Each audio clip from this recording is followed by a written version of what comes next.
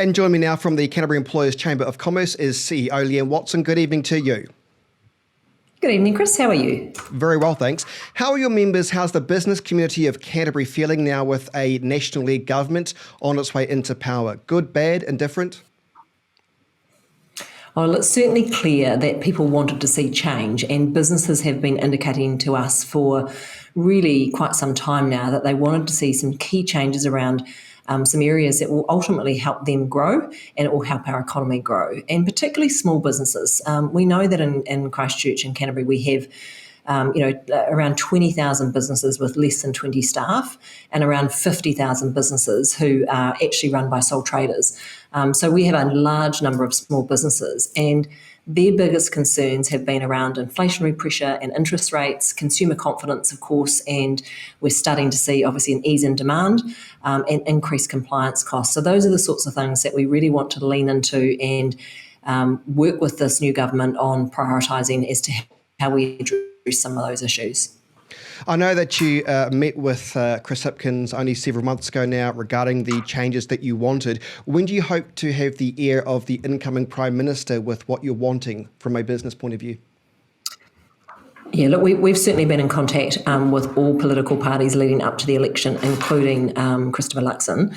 And so he is well and truly aware of what we want to see right through our business community here in Canterbury. We will definitely be engaging with him as early as we can.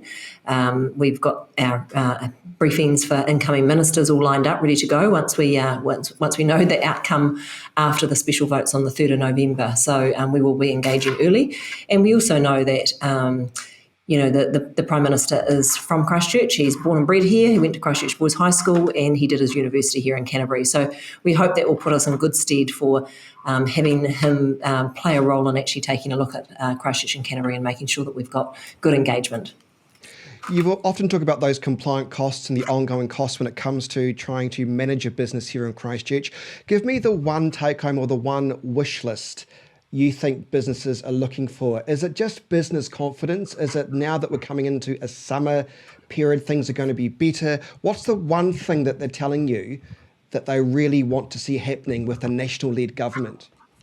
Yeah, I mean, the first thing is some certainty, and so that we know even the outcome of the government, having now had the outcome from the election, obviously there's still a little uncertainty until after those special votes come in, but even having some certainty, even if people haven't voted for this particular government, at least they know what that might look like and the shape of what we're about to see, over the next 3 years. So certainly a big one for business because it helps them make good informed decisions.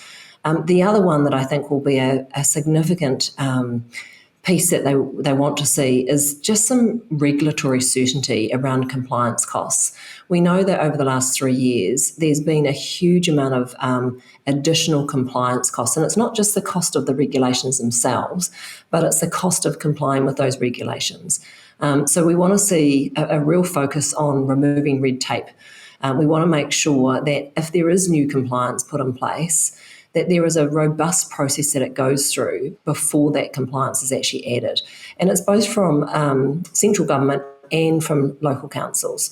So we really want to make sure that there's a strong focus on that. And we've heard a lot from David Seymour around his focus on cutting out wasteful spending, getting back to some of the basics. And so we hope that some of that focus on really reducing some of the red tape will be a priority for this government.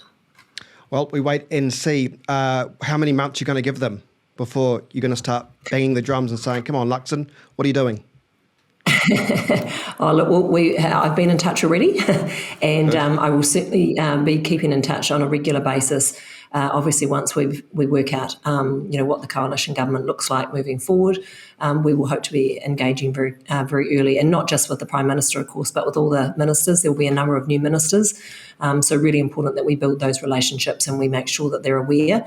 I think the most important thing that the government, recognises that they have a substantial role to play in rebuilding momentum and certainty across our economy, and businesses will really be hoping that any coalition agreements can be made at pace so that the next government can get on with it. And we have heard that like most new governments, there's a 100-day plan. We have been providing information to feed into that 100-day plan. We've been trying to be as constructive as we can around providing some really practical, pragmatic solutions to some of the challenges that businesses face. So, we do hope that we'll continue to have a really strong engagement with the government, and we'll continue to support providing the best environment for businesses to grow, to be innovative and to be productive. Leeann Watson, the Canterbury Employers Chamber of Commerce Chief Executive, great to see you. Thanks so much for your time tonight. Thanks, Chris.